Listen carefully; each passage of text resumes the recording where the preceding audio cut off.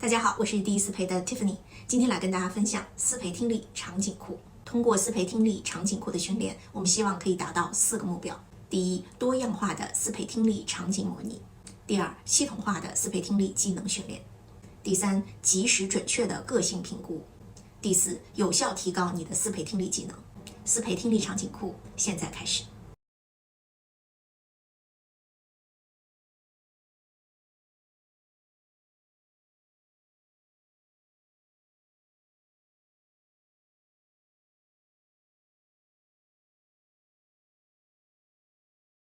Tenants have a legal right to spaces where they can live comfortably and safely. They are entitled to filtered, clean water and non-overflowing clean plumbing equipment. Domestic protection, including but not limited to door and window locks, deadbolts and if necessary, keyed access for gated properties, is also assured.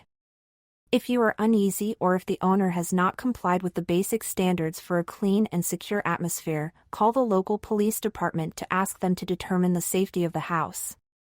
Nobody should pay to live in a position they are terrified of. You may not own the space you live in, but you do have the same privacy rights as all homeowners.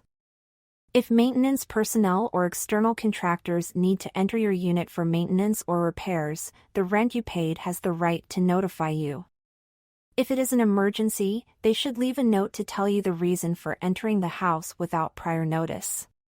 If maintenance personnel or contractors enter your residence after you leave, they should safely lock the door when leaving to prevent strangers or thieves from entering. If someone enters your apartment without your permission or knowledge, please contact the landlord immediately. Most people value comfort and quietness. As a tenant, you actually have the legal rights to these pleasures. Of course, you must be rational about them. Chatting or talking in the neighbors upstairs is part of living in a multi-family house. If the noise is too loud, try to talk to your neighbors to solve the problem without having the landlord step in. The same is true for comfort issues. Whether it's dumping garbage on the neighbor's porch or a muffler-free motorcycle revving up every day at sunrise, it has the right to protest and solve your problems. Remember that this door rotates in both directions, which is why you should always respect the rights of your neighbors. When you encounter problems with heating, air conditioning, plumbing or electrical systems in your house, you should contact the landlord immediately. Unless you have caused the problem or your interference is the cause of the problem, the landlord is legally obliged to correct the situation within a reasonable time. If you need to ask twice or wait more than a week for repairs, you may need to take legal measures. Make sure that the landlord has signed documents to confirm your request and details of what happened or did not happen, to make your case airtight. You can urgently call your landlord when you have issues with heating, air conditioning, plumbing or electrical devices in your unit. Unless you incurred the problems and your interference can be proven to have caused the problem, the landlord is legally obligated to correct the situation in a reasonable amount of time. If you have to ask twice or you've waited more than a week for repairs to be made, you may have to take legal action. Be sure to have signed documents by the landlord acknowledging your request and details of what happened or failed to happen, to make your case airtight. There is a lot of work to be done in advance. Where do you wish to live, area or location? What size apartment do you require, number of rooms, which floor do you wish to be on, level, which direction do you wish to face, north, south, east or west, and of course what is your expected budget? Is it in your price range? Armed with this information, you then set about to search on the very many websites that are available and advertise the properties that are in the market. Some people prefer to use the services of a property agent, as this can save time and avoid the need to look at properties that do not meet your criteria. Alternatively, you can look at the individual properties listed and contact the landlord directly to arrange a viewing. Some landlords operate through management companies, so you will often view the property in the company of his agent and other potential tenants. Where you discover that the properties are all a little too expensive for you on your own, you may prefer to share with someone and therefore look for a roommate or a flatmate. You have to be quick as the market is generally busy with lots of potential tenants and not enough properties. The early bird catches the worm, so you have to be up and about early to get the property you want. Once you have chosen the property you want, you make an offer and hope the landlord is happy with you. They often need a bank reference, an employer reference, proof of income, and other details. You sign a lease agreement which sets out the terms, the monthly rent, the heating, water, and electricity costs, and the do's and don'ts. Normally you pay a deposit in advance which the landlord will hold in case of any missed rents you do not pay, or damage that might be caused, broken furniture, glass, etc. The property can be furnished or unfurnished. After all of this, you are ready to move in and you have a roof over your head. A security deposit is the extra sum of money you provide to your landlord upon signing the lease or moving in that proactively covers any damage you might do to your apartment or rent you don't pay during the term of your lease. Your landlord holds this money in escrow until you vacate the apartment. Upon move-out, your landlord will assess the condition of your apartment and refund your deposit less any money he or she decides to charge for damage or repair beyond normal wear and tear. Many landlords, however, are moving to a cheaper and more flexible insurance-based system.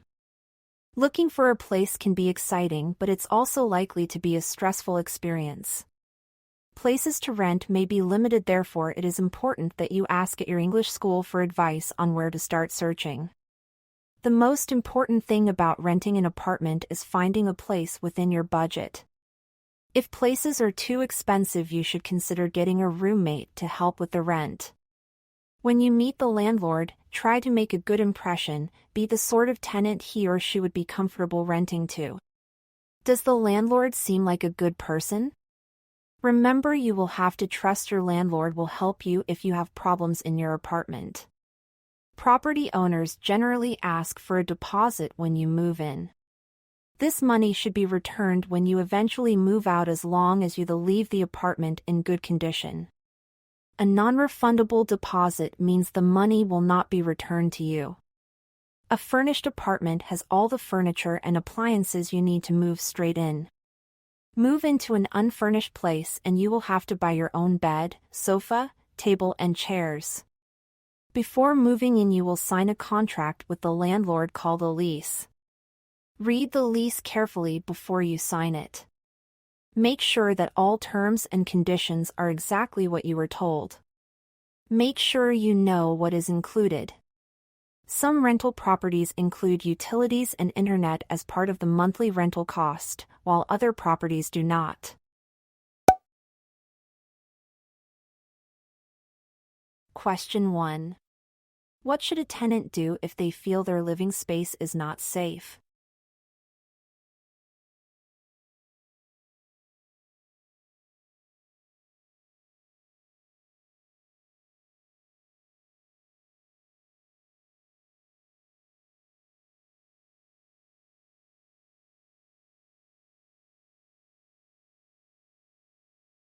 Question 2. What is required if maintenance personnel need to enter a tenant's unit?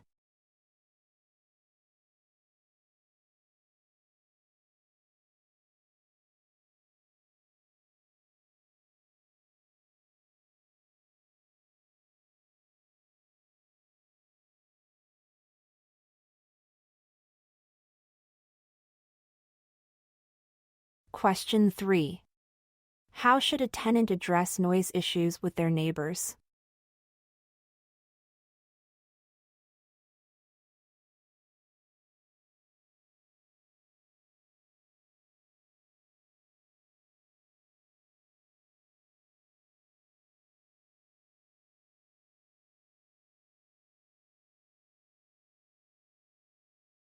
Question 4. What is a tenant's right when encountering problems with essential services like heating or plumbing?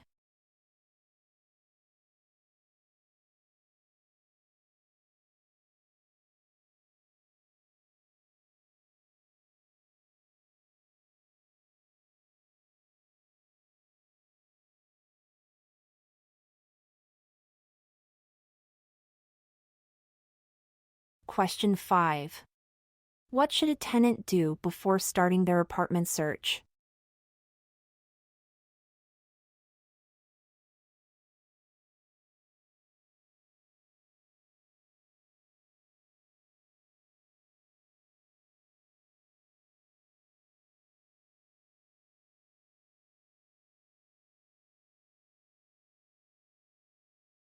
Question 6.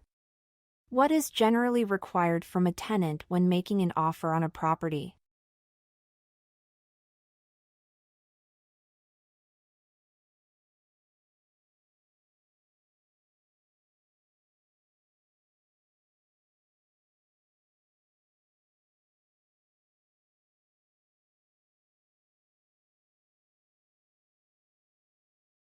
Question 7. What is the purpose of a security deposit?